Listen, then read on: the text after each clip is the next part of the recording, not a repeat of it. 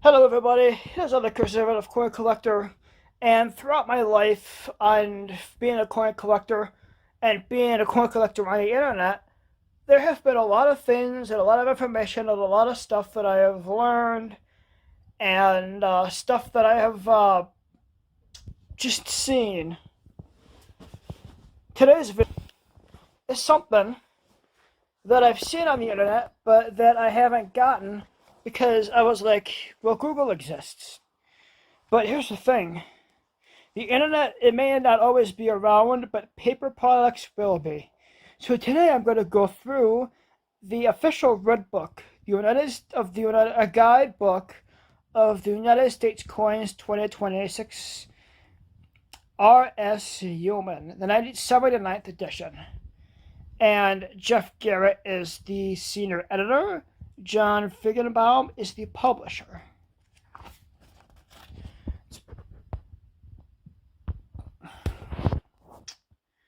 4 decades of excellence. U.S. coins, family owned and operated since 1985. Talking about that, and I see like PCGS and NGC and all these legit and very high quality professional coin graders. Let's see. This is advertisement for great collections, and we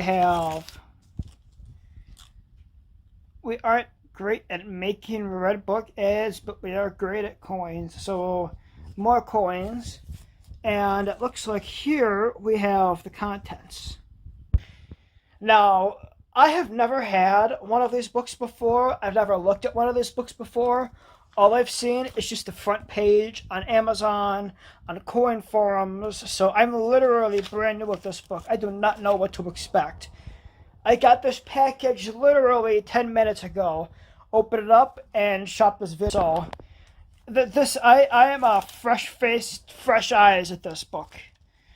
And it seems like there's a lot of advertisement for coins and collectibles. Looks like this has jewelry. Coins having silver and gold. A lot of people do jewelry as well.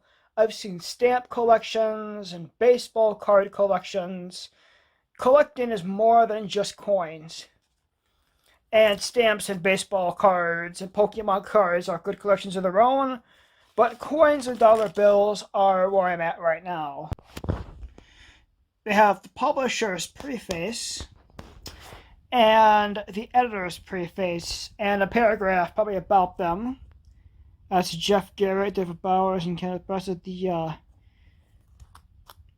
Look like what you would think numismatists look like. A lot of people who aren't in the trade think numismatists are just these old guys who like coins, but it's not old people doing this trade. There's a lot of young people, and I'm going to be 26 coming up in a few weeks here, but there are people who are even 10 years younger than I am who are in on this trade of coins. There are tons of, well, I don't know if under 18 is the correct term for it, but tons of kids who are in on coin collecting from what I've seen on YouTube. We got this page here that says, "Welcome to numismatics, the origin of United States coinage. Got the earliest money." I've done videos on stuff similar, and what I've seen is, if you take a look here, a lot of these beginning pages are Roman numeral versus regular standard numbers. And this is CAC grading, just an advertisement for them. Then we got foreign silver and gold, first American coins. Looks like just a brief summary. And ye olde mint. That's funny. The first building of the United States Mint circa 1910. It has ye olde mint. That's hilarious. Regular coinage begins. We got mint modernization. And this is all stuff I've covered on my channel. At least I think I've covered it. We got a sampling of various mint marks and mint mark locations. there's another video I've done is mint marks, but I've never covered their locations. Mint marks they're all over the place, but the easiest ones to spot are the pennies. We got the motto, and we have grading coins. Like you have poor, fair, about good, good, very good, fine, very fine, extremely fine, about uncirculated, and mint state. I was wondering what AU meant. I know VF and EF are very fine and extremely fine. I've also seen XF for extra fine, but AU being about uncirculated, that's actually pretty cool. And then mint state is mint state 60 to 70. And I did a short on grading coins versus grading proof coins. And I'm sure proof coins are in here somewhere, but we're still in the Roman numerals. If I skip ahead, yeah, there are regular numbers. But let's not skip ahead quite yet. PCGS on their website has coin examples of the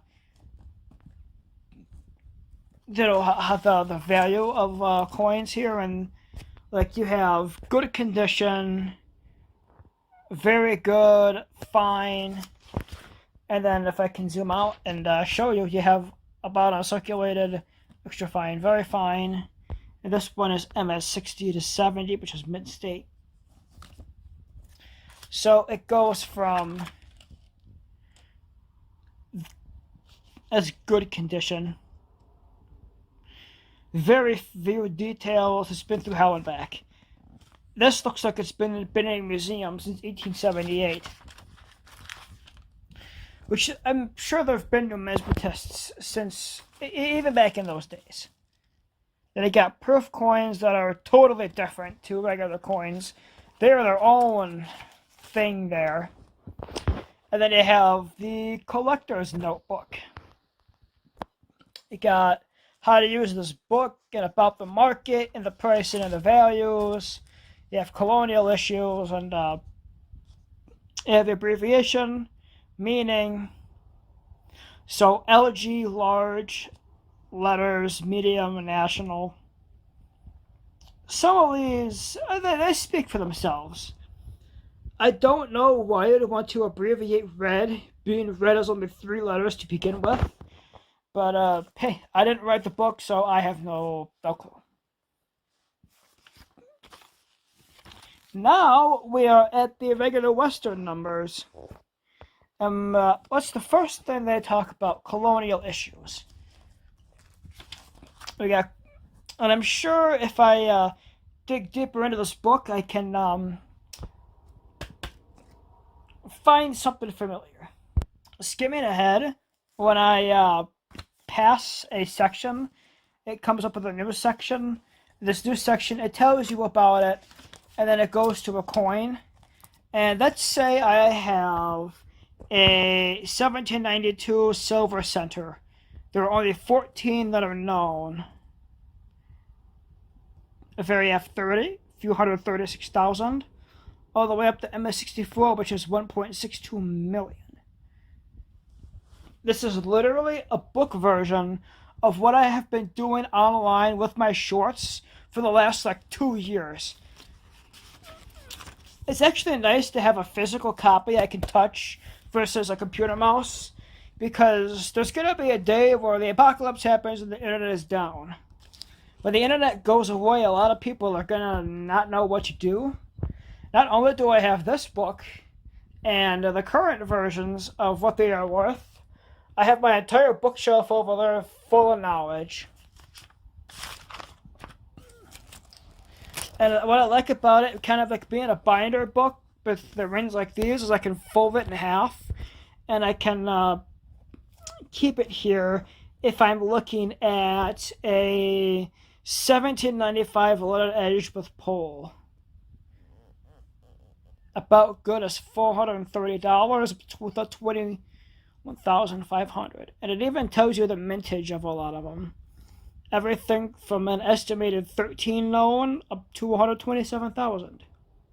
This book has way too many ads in it, and you think it would be smart, if you think you could out-resmart the system and rip off the page that has the ad on it, well, if you do that, you rip off a page of important information.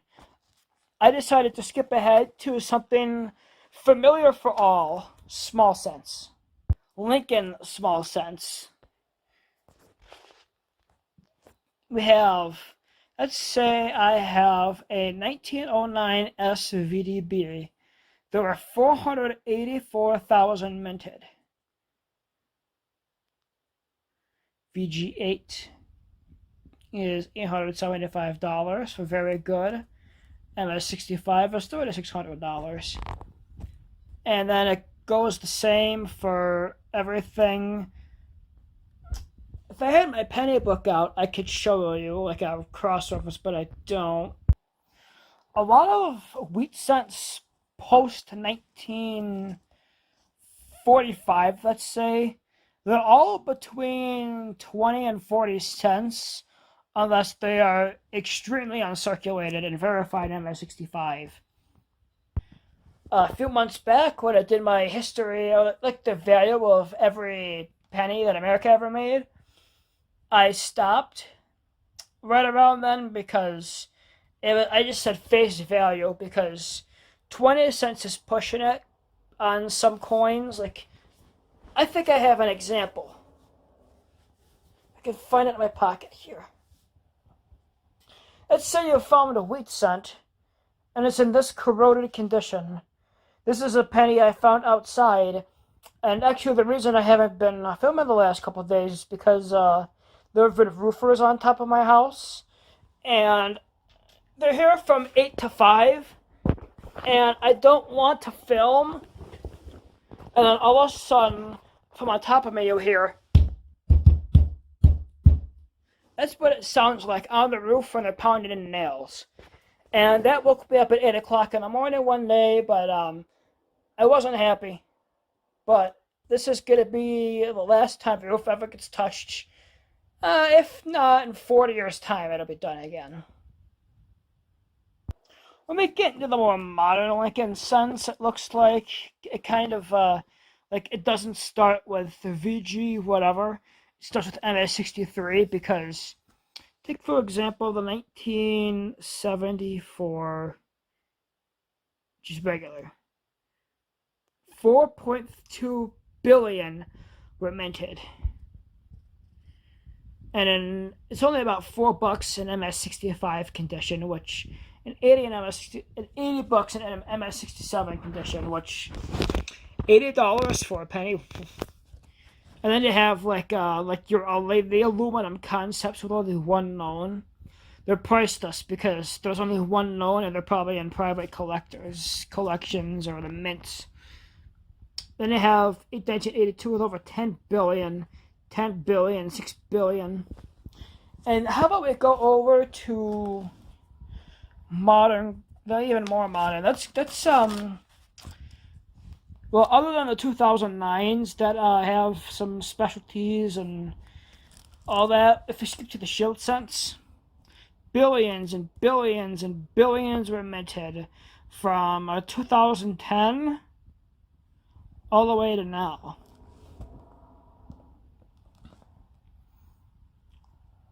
I take for example 2023D, 2,260,800,000 were minted. That's why, with the penny being abolished, it's not going away. They're not going to make them anymore, but this is going to be the last year of having brand new pennies coming from the mint. We'll see these for probably the next.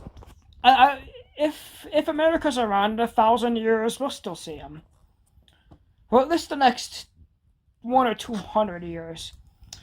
I still see Canadian pennies every day, and Canada abolished them in 2012. Of course, I live an hour from the Canadian border, so it would make sense that I see a lot of them, but that's beside the point. We have another ad, and we move on to 2 and 3 cent pieces. 2 cent pieces and 3 cent pieces are probably, we're talking about the silver and the nickel, the copper nickel 3 cent piece. another ad, and none of the nickels. And I think this is pretty much just what the book is. It has ads, and it talks about certain coins and their value, like a 1928 D Buffalo nickel, 6.4 million minted, and how much they're actually worth. Funny enough, there could actually be some arguments of actually getting rid of the nickel, like we abolished the penny.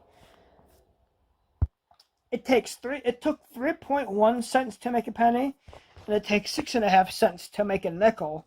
So we could make an argument about abolishing it, but I don't think the nickels are going away anytime soon, because they're still too popular and valuable, which the cent was as well.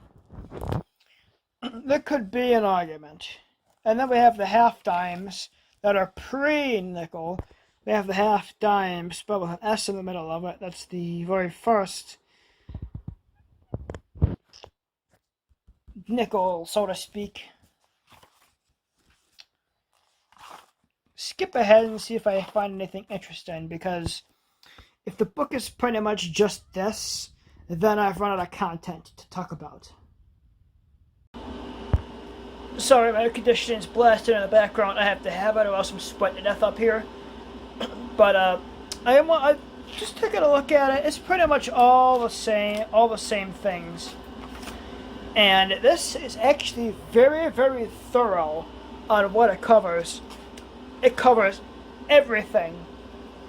It even has 20-cent pieces, and the 2 and 3-cent pieces.